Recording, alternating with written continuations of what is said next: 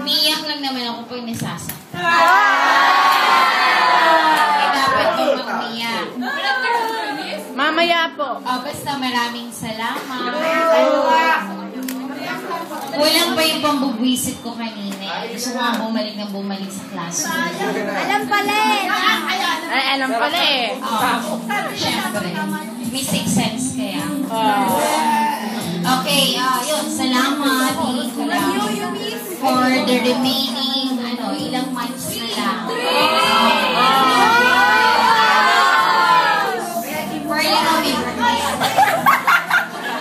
Okay, for the remaining 3 months,